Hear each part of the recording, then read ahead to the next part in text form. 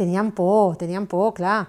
I llavors ella volia que li fes una abraçada, llavors jo no li feia, i llavors després van començar a fer-nos la PCR, llavors, en plan, una miqueta d'amagat, a ma mare, el dia que sabia el resultat jo de la PCR, ja aquell dia, tens el resultat, mama? I llavors ens fèiem una abraçada, i esperàvem una setmana més. I hi havia dies, això, que me'n recordo, hi havia un dia que es va posar així amb les manetes, així amb els ulls plorosos, dic, què et passa?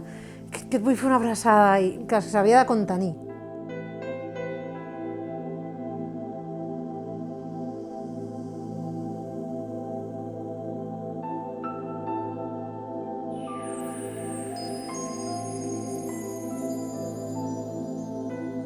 Pendents tots a la premsa, que deien, tanquen els col·les, els nens a casa. Llavors, clar, jo vaig parlar amb ma mare i, clar, si no hi havia col·le, una opció era que ma mare vingués aquí amb la nena, però, clar, hi havia el risc de que, clar, si la nena convivia amb mi, jo contagiés a ma mare. I, clar, teníem molta por en aquell moment. Ara encara en tenim, però, bueno, ja tens més informació, ja treballes amb més seguretat que al principi. Al principi anàvem amb més inseguretat. I llavors, vaig fer una maleteta per 15 dies, li vaig dir a ella, però jo ja sabia que seria per més temps. Quan treballava pel matí, venia a casa, descansava una miqueta, llavors anava viuen aquí a 5 minutets. Ma mare la deixava baixar fins al portal i allà estàvem juntes una estoneta. Al principi vam comprar una targeta prepago i vam donar un mòbil, perquè els meus pares no tenen wifi. I llavors estava allà aïllada del món mundial. Em preocupava inclús el seu benestar psicològic, perquè, clar, em deia, mama, és que a la tele estan dient, les notícies diuen que els pares aprofitin aquests dies per estar amb els seus fills, i que em deia, però jo no estic amb tu, saps? Com dient, diuen que fem això, però... Llavors, clar, ella estava trista.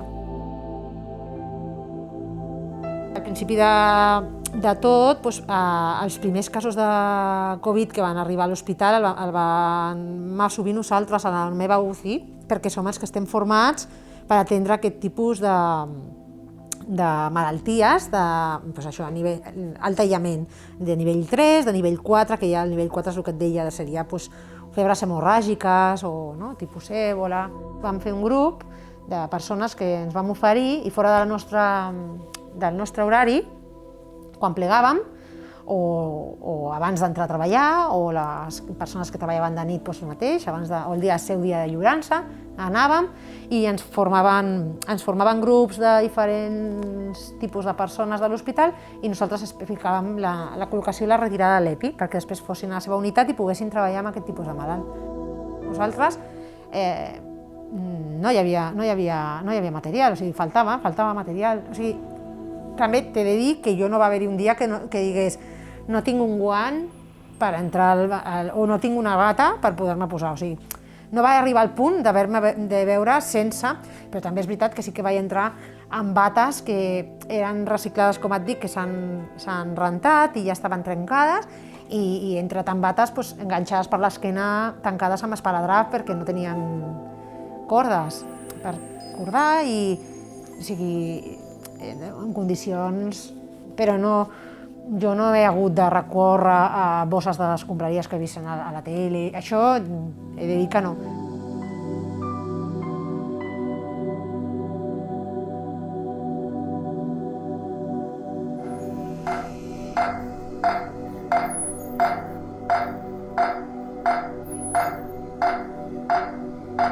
A la primera onada ja va haver-hi una senyora que era bastant gran, no sé quants anys tindria, però els 80 segurament ja els tenia i passava. I ella no va voler que la intubessin. Em va dir que no i es va respectar. I clar, haver de rebre la trucada de la neta i dir-te per telèfon que de part seva s'acomiadés, no? Que t'acomiadessis tu de part seva, la seva iaia, xungo, molt difícil a nivell emocional.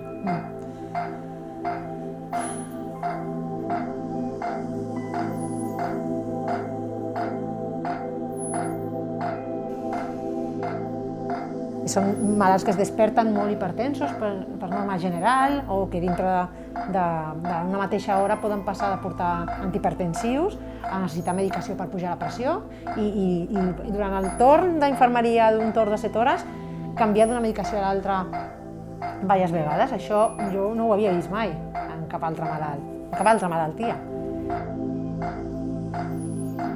Abans desconnectava molt bé, ara em costa més. I depèn també del tipus de malalt. Per exemple, avui, com has vist, és un malalt que porta molt temps amb nosaltres, que, clar, porta 50 i pico dies. Llavors, a vegades sí que pots arribar a sentir una miqueta de dir ai, tant d'esforç perquè un que se'n surt compensa tots els altres que no has pogut treure endavant.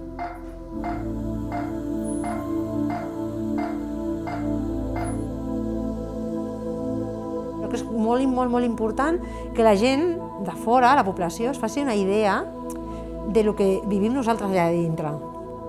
Perquè jo tinc papes del col·le que parles i expliques coses i clar, tu diuen que això a la tele no es veu, això no t'ho imagines què passa. Jo perquè et conec a tu i tu m'ho expliques, però nosaltres això a casa no ho rebem, això.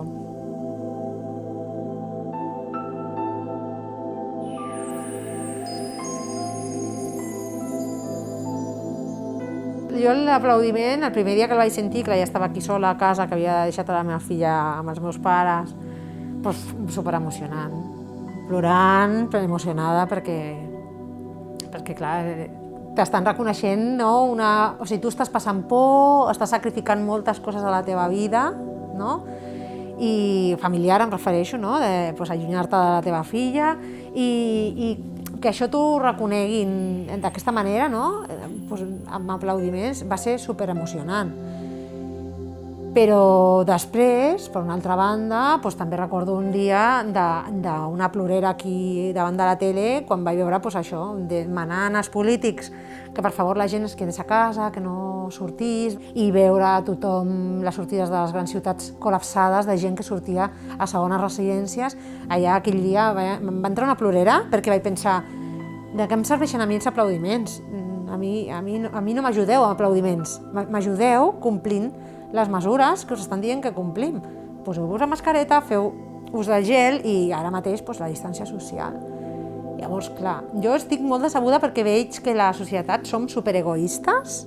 No tenim consciència de grup, o sigui, ni som solidaris. Som una societat superegoista. Només pensem en el nostre benestar individual i jo pateixo que tu no siguis solidari en aquest sentit, no?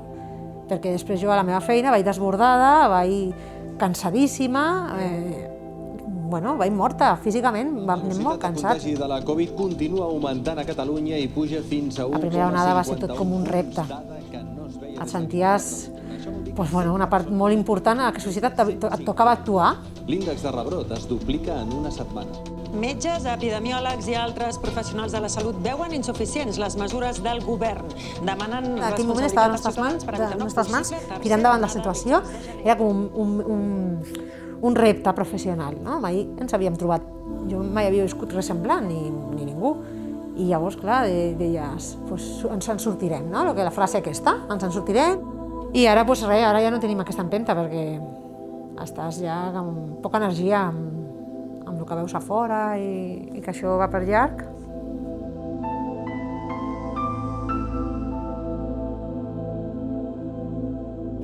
Jo entenc que és difícil per tothom complir les normes i a tothom ens agradaria tornar a tenir llibertat i viure com volem i no haver de portar una mascareta, però és un sacrifici que hem de fer com a societat, hem de fer uns pels altres, no? I no sé, jo trobo que la gent en aquest sentit està sent egoista, saps? I em dol per això, perquè jo pateixo les conseqüències. Jo, per exemple, no dinaré amb els meus pares al Nadal, o sigui, no em reuniré perquè no vull. Crec que no passa res perquè un any no ho fem.